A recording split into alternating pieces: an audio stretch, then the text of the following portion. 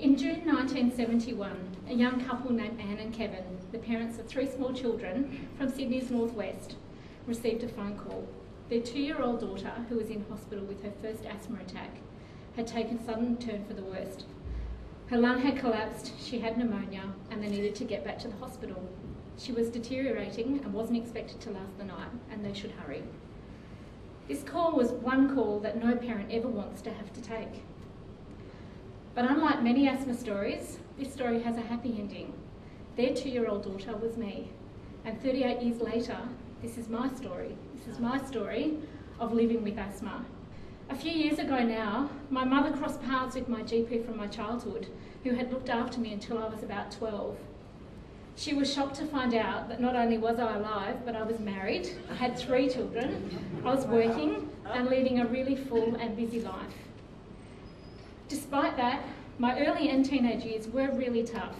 They were clouded by visits to doctors, hospital admissions, sometimes missing out on things that my friends were doing, and always having to be vigilant about looking after myself, remembering to take my medications. In retrospect, I think I spent most of my high school years spaced out on asthma medication, not really knowing what was going on. But having had such a hard time through my early years, asthma has made me really appreciate life. I've grabbed every opportunity that has come along. I attack everything in my life with passion. I never let a day go by without trying to make a difference to somebody. There have been times when my asthma hasn't been good, when I have been frightened to go to sleep at night, fearing that I may not wake up the next day. It is really scary trying to take a deep breath. You just can't fill your lungs and all your energy is taken up just trying to breathe. I met my husband Rod, who's here tonight, when I was in my late teens, and we were married when we were 22. We went on to have our 3 children over the next 2.5 years, Luke, Joshua and Dominic. It was such an exciting time, and I was relatively well, and I was really relishing the experience of being a mother. Like all mothers, I wanted my children to be healthy and to be happy.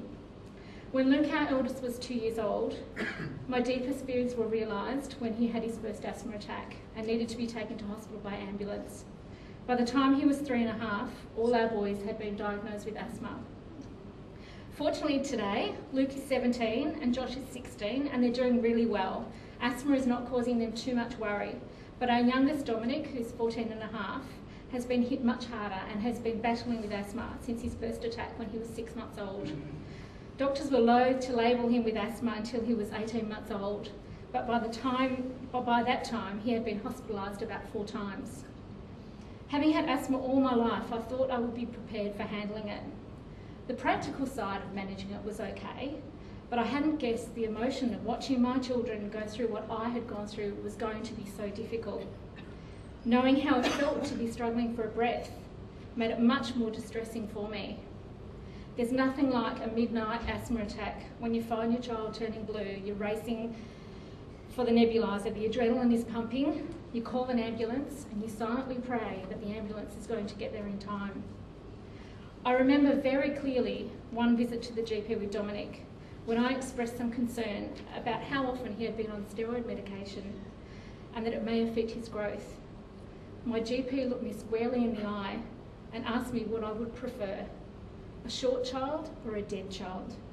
It sounds blunt, but despite all I knew about asthma, I don't think until that point I have ever really considered the possibility that Rod and I could lose Dominic to asthma. My boys and I recently did an interview for Channel 10 News with the Asthma Foundation, and the interviewer asked Dominic what it was like to have asthma. Like many 14-year-old boys, he doesn't always have a lot to say, but he very, very succinctly answered, "It's just really hard to breathe."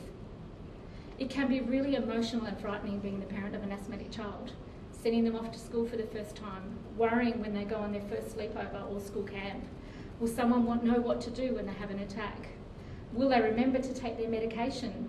Will anyone care for them the way that you can? It's hard to let go and let them find their own way in the world.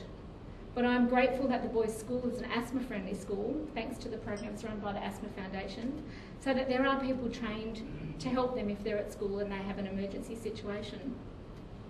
It's several years now since I first made contact with the Asthma Foundation.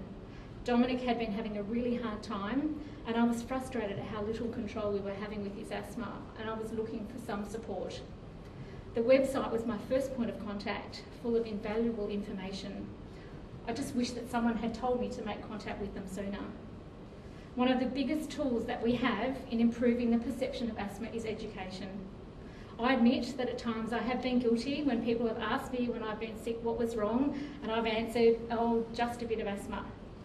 We need to work harder at getting the message out about the seriousness of asthma. It's very easy to be complacent, as so many people have it.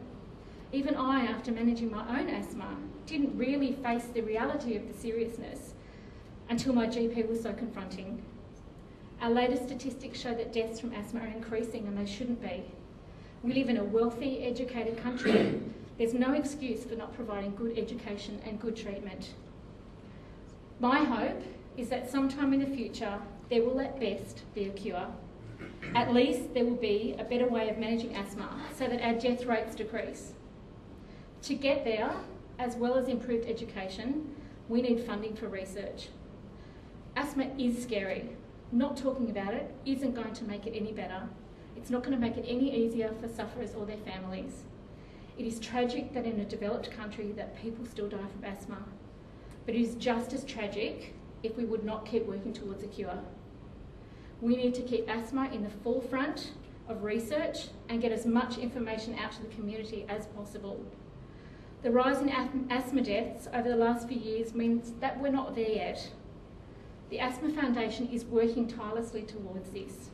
The launch of their new website with a wealth of information and their sponsorship of research continues to show their commitment and their passion towards improving the lives of asthmatics. I feel very grateful that there is an organisation working towards giving my children a better life with asthma, and I feel very honoured to be able to use my story to maybe make some difference in helping their work. With good asthma management and the support of people around me, my story will continue. My boys' lives have only just begun, and they have a lifetime of experiences ahead of them.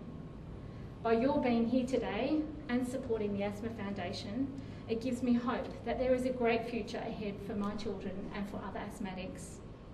I'd like to leave you with a quote. It's not my own, and I know it's related to cars, but we need people to run as well as cars. This is a quote from Henry Ford. Coming together is a beginning. Keeping together is progress. Working together is success. Thank you.